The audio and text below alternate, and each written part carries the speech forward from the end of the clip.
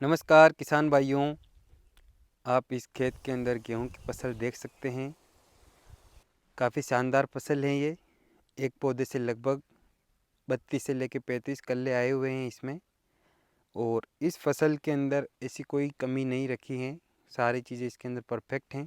अगर आपके कोई गेहूं की फसल लगा रखी है आपने, उसके अंदर अगर पीलापन हो रहा है, पत्ते पीले पड़ रहे हैं, या फिर खेत में जितनी आपको उम्मीद थी कि खेत इस प्रकार से भर जाएगा अपने पौधों से, तो अभी तक खेत के अंदर खाली जगह बची हुई है। पौधों के अंदर उतनी उठाव नहीं है, ग्रोथ नहीं है, फीके कलर के हैं, एकदम गहरे हरे कलर के नहीं बन पा रहे हैं पौधे।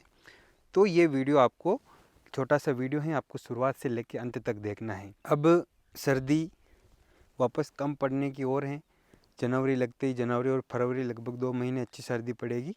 मार्च के अंदर वापस टेम्परेचर बढ़ने लग जाएगा। तो अपनी फसल को, क्योंकि इस बार थोड़ा सा सोइंग का जो शेड्यूल है वो थोड़ा लेट चल रहा है, तो अपनी फसल को अपने को लगभग 2 महीने के अंदर सारी चीज़ें कंप्लीट करके पैदावार देनी रहेगी इस बार। तो अपने को जो स्टेज हैं, ये लगभग बालियाँ आने 5-7 दिन में इसके अंदर बालियाँ आ जाएगी। और दूसरी सिंचाई हमने कर दी है, लगभग तीसरी सिंचाई का समय है ये। तो इस समय अपन क्या चीज़ डाल सकते हैं अगर अपनी फसल कमज़ोर है?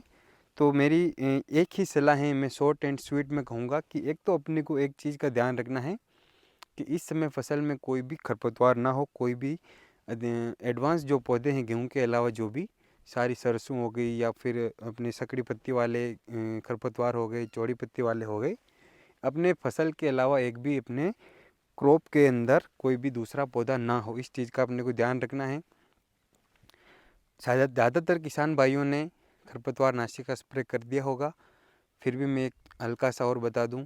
चौड़ी पत्ती वाले खरपतवारों के लिए मेटसल्फिरोन, मिथाइल, और सकड़ी पत्ती वाले खरपतवारों के लिए क्लोडोनिफोप आप इस्तेमाल कर सकते हैं। और बहुत सारी कंपनियां मिश्रण भी बनाती हैं इनका, क्लोडोनिफोप प्लस मेटसल्फिरोन। तो उससे आपकी सकड़ी पत्ती वाले और चौड़ी पत्ती वाले दोनों तरह के खरपतवार आसानी से कंट्रोल हो जाएंगे। तो ये चीज़ हो गई खरपतवार नियंत्रण की।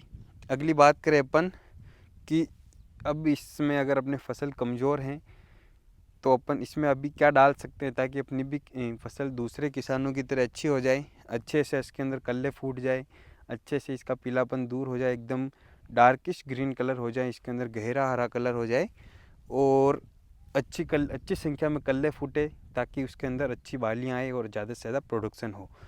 तो किसान भाइयों, सारी चीज़ों को आप भूल जाओ, अपन ने पहले क्या डाला, बेसल डोज में क्या डाला, पहली सिंचाई में क्या डाला।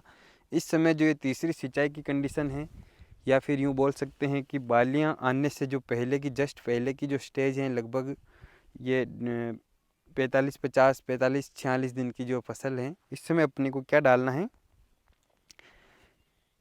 अगर अपन एकड़ के हिसाब से बात करें तो अपने को लगभग 30 किलोग्राम यूरिया, एक एकड़ में 30 किलोग्राम यूरिया, 6 किलोग्राम अपने को जिंक सल्फेट डालना है।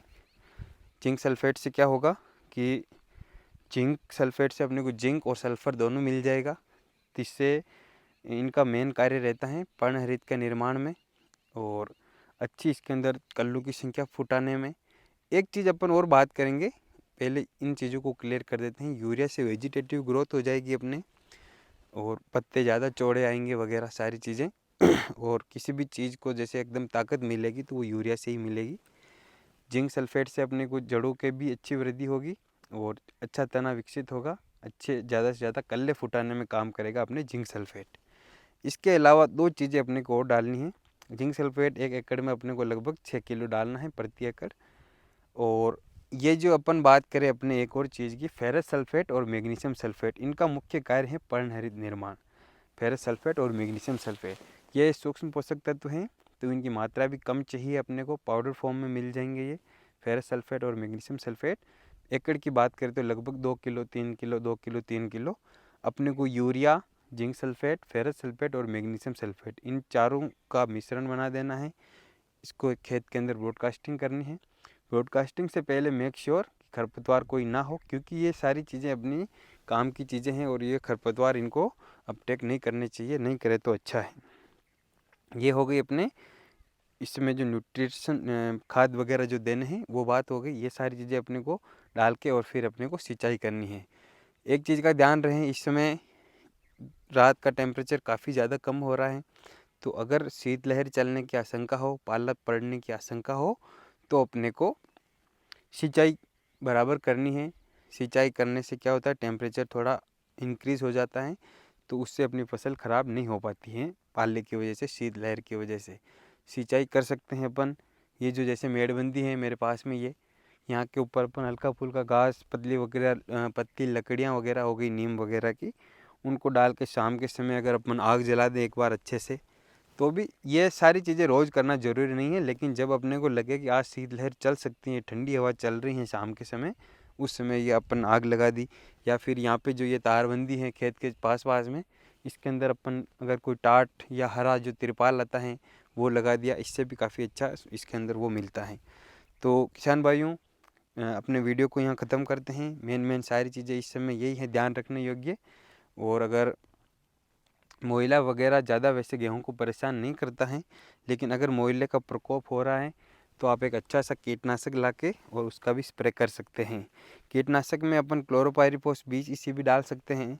क्लोरोपाइरीफॉस प्लस साइपरमेथ्रिन भी यूज कर सकते हैं, या फिर इमिडाक्लोप्रिड भी यूज कर सकते हैं। जो भी अवेलेबल हो अच्छा सा कीटनाशक, वो अपन डाल के इसमें अपने को गेहूँ में स्प्रे करना है। तो एक बार किसान भाइयों इस खेत का भी आप देख लीजिए क्या है रिजल्ट। ये इस प्रकार इसके अंदर काफ़ी स्ट्रॉन्ग फसल हैं, काफ़ी अच्छे इसके अंदर पत्ते आए हुए हैं फसल के। एक पौधे से लगभग 35-35 36-36 कल्ले फूट रहे हैं। यहाँ तो क्या है, मेड़ के पास में है तो थोड़ा कमज़ोर है, लेकिन अंदर काफ़ी अच्छा है वो खेत। ये देखिए यहाँ से, ये देखिए, इनको आप गिन भी सकते हैं। काफ़ी अच्छा इसके अंदर मजबूत तने हैं, चौड़े पत्ते हैं, और कलर भी अगर अपन देखें तो डार्क ग्रीन है कलर। डार्क ग्रीन कलर का मतलब है कि फसल में खूब ज़्यादा जोर है, ताकत है, फसल कमज़ोर नहीं है। एक चीज़ इसके अंदर माइनस पॉइंट है कि इसके अंदर ये बथुआ उगा हुआ है।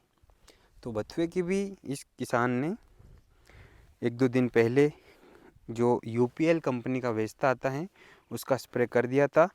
तो ये बथुआ भी लगभग 7-8 दिन लेता है। कोई भी जो अपने खरपतवार नाशक हैं 7-8 दिन का समय लेता है अपना रिजल्ट दिखाने में। तो 7-8 दिन में ये भी खरपतवार कंट्रोल हो जाएंगे, और ज़्यादा कुछ करने की आवश्यकता नहीं है। 2 सिंचाई इसके अंदर हो चुकी हैं, और अब की बार जो सिंचाई होगी उसके अंदर हम डालेंगे urea, zinc sulphate, ferrous sulphate और मैग्नीशियम सल्फेट। तो किसान भाइयों, कैसा लगा ये वीडियो? इस वीडियो को आपको अधिक से अधिक शेयर करना है। जिन जिन किसान भाइयों ने गेहूं की खेती कर रखी है उस तक इस वीडियो को ज़रूर पहुंचाएं। और प्लीज़ अगर आप चैनल पर नए हैं और वीडियो अगर अच्छा लगा है तो इसको लाइक कीजिए और सब्सक्राइब कीजिए चैनल को। धन्यवाद।